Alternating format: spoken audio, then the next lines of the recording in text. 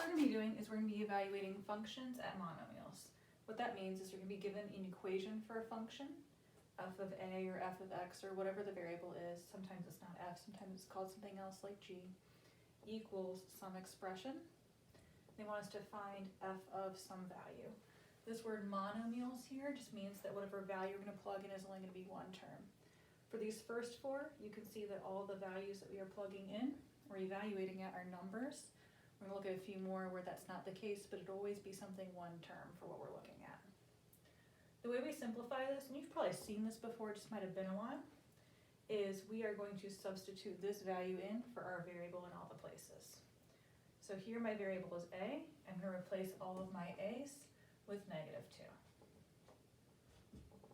So f stays the same, -2 goes in parentheses here, 3 stays the same, -2 goes in parentheses here, -1. From here we want to simplify this as much as we possibly can. You can do this by hand or in a calculator. 3 times -2 is -6, the -1 stays the same, -6 minus 1 is -7. We didn't do anything with this side because this side just means the value of my function f when I sub in -2. When I sub in -2, I get -7. So to really clean up our final answer, we would just say f of -2 equals -7. When I plug in -2, -7 is my result. Let's try another one. So this time we have a new equation. It wants to find h of 6. So that 6 is what we're going to put in for all of the x's. This just becomes h of 6. Anytime you're plugging a number in, it's a really good idea to put it in parentheses. It's extra important when you're dealing with exponents. So 6 to the third minus 2 parentheses 6 squared. All I did was turn those x's into 6's. If you're using a calculator, you can type all of this in at once and it will give you the correct final answer. I'm going to show it by hand so you see where numbers come from. 6 to the third is 216. Following your order of operations here, we need to do the exponent first. 6 squared is 36, so it becomes -2 times 36. 2 times 36 is -72. We don't have the negative in front of it. And 216 minus 72 is 144. So our final answer, h of 6, is 144. When I plug 6 into my h function, I get 144. Moving right along. This time they want us to find g of -5, so -5 goes here, and here, and here.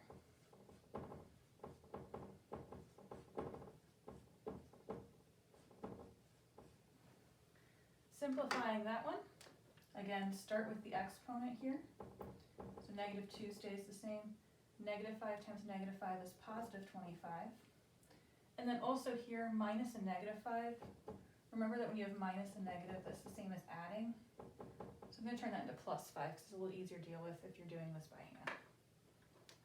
-2 times 25 is -50.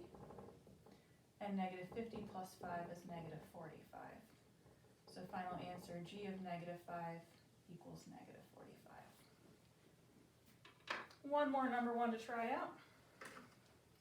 We have this, make sure here we have lots of a's. All of those a's are going to turn into 10s. So 10 goes here, here, here. Always a good idea to put the number you're plugging in parentheses. Don't have to worry about it here because it's just plus the number, so that doesn't really matter too much. Simplifying this out, 10 squared is 10 times 10, so 100. And 100 plus 2 plus 10 is 112. So f of 10 equals 112. We're going to try 4 more. For the next 4, it won't be just a number here. You'll see a number and a variable usually, or something to that effect. It'll always only be something with one term.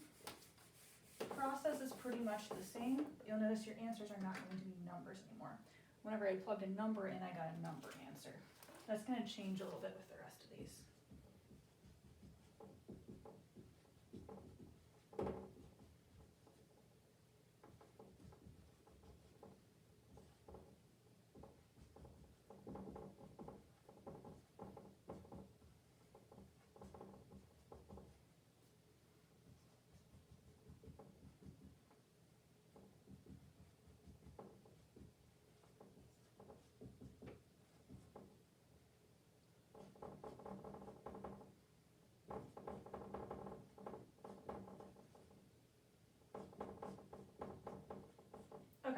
So before we do any of these, notice it's not just numbers anymore. Sometimes it's number times variable.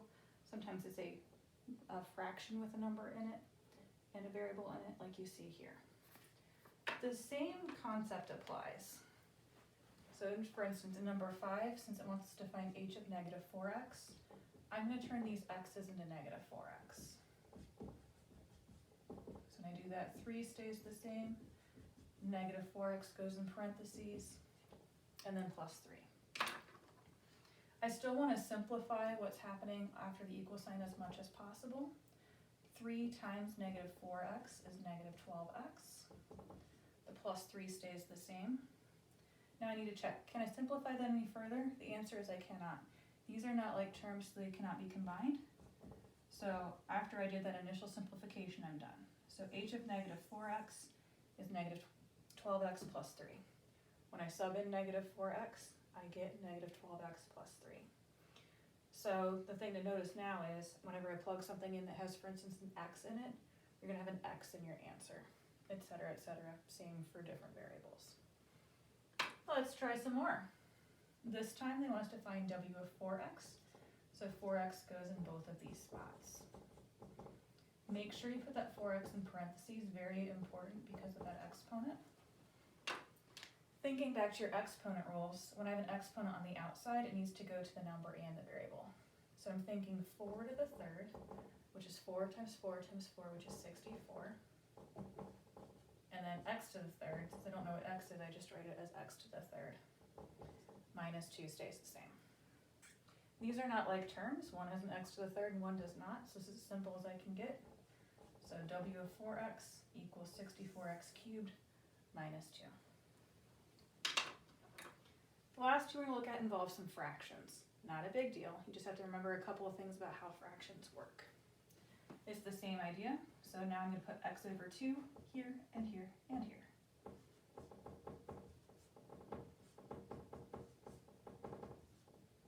Don't forget your exponent like I almost did. That could have been bad. All right. I'm going to write the work off to the side on this one. So x over 2 to the third. When I'm dealing with a fraction, I need to give that exponent to the top and bottom of the fraction. So up top is x to the third, and the bottom is 2 to the third. X to the third we can't really do much with, but 2 to the third we can evaluate. 2 to the third is 2 times 2 times 2, which is 8. So first part of my simplification is going to look like this. Now the other part, 5 times x over 2, you can think of as being 5 over 1. When we multiply fractions, we go straight across the tops, multiply those together, straight across the bottoms, multiply those together. 5 times x is 5x, 1 times 2 is 2. That fraction can't be reduced, so I'm going to leave it. So this part turns into plus 5x over 2. I cannot simplify this any further because this has an x to the third and this has a regular x. They're not like terms. So this right here is my final answer. When I plug in x over 2, this is what I get. One last fraction one. This time I'm plugging in t over 4s.